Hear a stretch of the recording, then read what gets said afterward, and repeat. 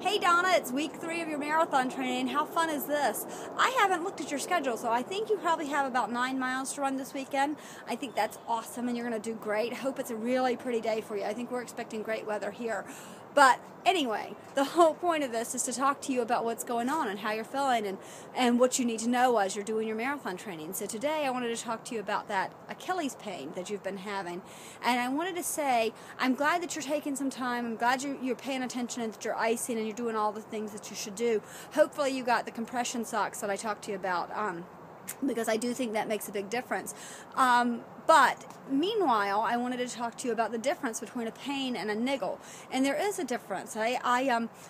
Once in a while you get a niggle and it goes away. That's the kind of thing, you get it, you're like, this just really doesn't quite feel like an injury, and so you run a little bit and it goes away, and it doesn't usually come back, and even if it does, it comes back a little less each time it comes back. A pain doesn't, and it doesn't go away when you run, and it generally sticks around, and it is the beginning usually it's the beginning of an injury, and those are things you really have to pay attention to, and you need to know the difference between a real pain and a niggle, or an injury and a niggle. This one sounded like a little bit of an injury, or at least the beginning of one, and you were really worried about taking a week off and missing out on your training.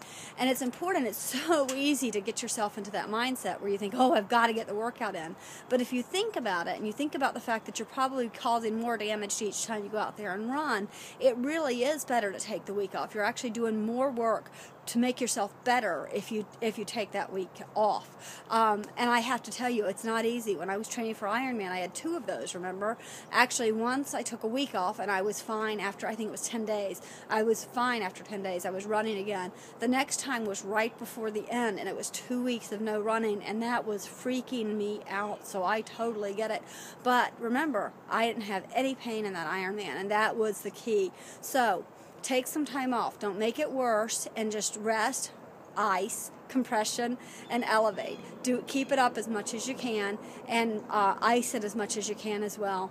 And I'm a big proponent of ibuprofen. I probably shouldn't be, but I am. So take some ibuprofen, get the swelling down, and make sure everything's all right. Anyway, I hope you're doing well. Let me know how it goes this weekend. If you decide that you can run, if you decide that you can't, don't worry about it, because it's really not a big deal. One missed run or a couple of missed runs is not going to, blow your marathon. So let me know how it's going. Talk to you later. Bye-bye.